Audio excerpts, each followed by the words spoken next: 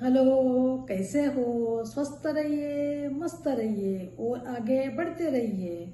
ऐसे डायरी और कलम लेके बैठना पड़ता है। कभी कभी आज क्या लिखे ये टॉपिक क्लिक ही नहीं होता है। जब टॉपिक क्लिक होता है तो कलम भी भरा भर चलती है और पन्ने भी जल्दी जल्दी भर जाते हैं।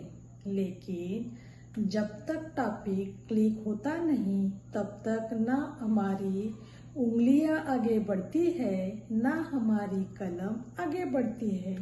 जहाँ के वहाँ रुक जाते हैं दोनों। जैसे मान लीजिए हमें उस टॉपिक पर लिखना है तो थोड़ा हमें दिमाग में सोचना पड़ता है हमें क्या लिखना है, हमें क्या करना है।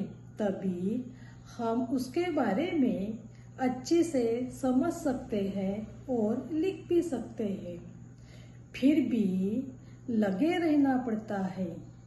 लगे रहने से हमारे दिमाग में नए नए थॉट्स डेवलप होते हैं और नए नए फंडे क्लियर होते हैं।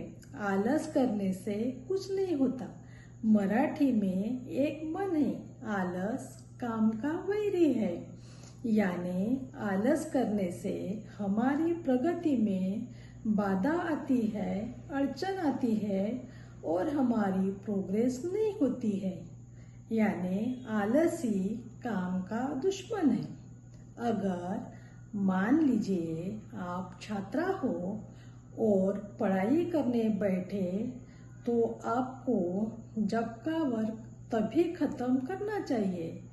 आज का वर्क कल पर नहीं टाल देना चाहिए। जैसे ही कभी कभी ऐसा होता है, आप पढ़ने के लिए किताब खोलते होंगे और पटाख से रख देते हो। ऐसा मन में आता है आज मेरा मन पढ़ाई में नहीं रहा है, इसलिए किताब बंद करके रख देते हैं और कहीं दोस्तों के साथ गपशप लगाने चले जाते हैं।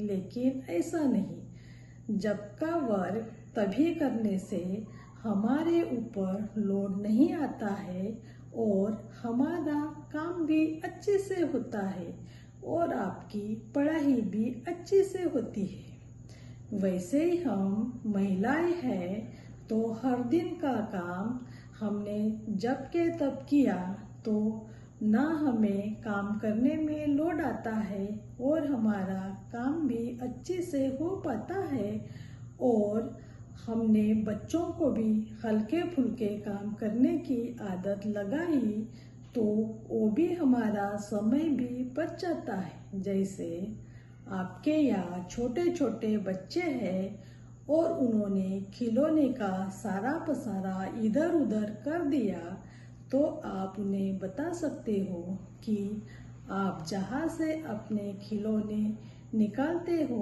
वहीं पे एक जगह रख दीजिए। यही बचपन की आदत आगे चलकर काम आती है। जैसे आपने कोई भी काम किया तो पसारा जहाँ का वहाँ रख दिया तो पसारा भी नहीं होता है और हमारे ऊपर भी लोड नहीं आता है। जैसे अपन कहीं जाना रहा या किसी से मिलना रहा तो हम सुबह अभी जल्दी उठकर हमारा पसारा जल्दी जल्दी कम कर सकते हैं और कहीं बाहर जा सकते हैं और बच्चे भी अपना काम अच्छी से कर सकते हैं। आलस आ गया तो कहीं दोस्तों के साथ गपशप लगाने बाहर गए तो एक आध टॉपिक लेकर उसकर चर्चा करने से भी हमारे विचार क्लियर होते हैं और हमें ज़्यादा उसे कोई जानकारी भी मिलती है और हमें अच्छी से इंफॉर्मेशन मिलती है और कोई भी सब्जेक्ट पर या कोई भी विषय पर हम सविस्तर बातें कर सकते हैं या डिटेल में बात कर सकते हैं या हम अच्छे से उस पर लिख सकते हैं या किसी को उसके बारे में डिटेल में बता सकते हैं। इसीलिए कभी कभी दोस्तों में या कोई ग्रुप में चर्चा करना भी बहुत महत्वपूर्ण होता है। उसी तरह से हमारे दिमाग में नए नए विचार आते हैं और कोई भी वर्क करने में मज़ा भी आता है और हमें उस कार्य को करने के लिए कभी आलस भी आता नहीं और हम हमारा काम खुशी से पूरा कर सकते हैं और हमारे ऊपर लोड भी नहीं आता। और आपको जो भी टॉपिक कठिन लगता है या वो टॉपिक पढ़ने में आपको दिक्कत आती है तो आप तुरंत सर से बात कर सकते हो या आपके ग्रुप में जो भी आपके दोस्त हैं उनके साथ भी आप चर्चा कर सकते हो। यानी डाउट जब के तब क्लियर होने से आपका वो सब्जेक्ट में इंटरेस्ट भी बढ़ जाएगा।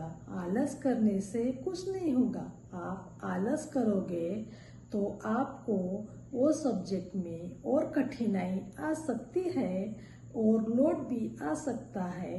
इसीलिए आप टीचर के साथ बैठ के या दोस्तों के साथ बैठकर उसके ऊपर आप चर्चा कर सकते हो और उसी सब्जेक्ट के बारे में इंफॉर्मेशन ले सकते हो। वैसा करने से आपका भी लोड कम हो जाएगा और बिना आलस से आप अपनी पढ़ाई भी अच्छे से करोगे। धन्यवाद। लगे रहने से भी हमें हमारी प्रगति में सफलता मिलती है।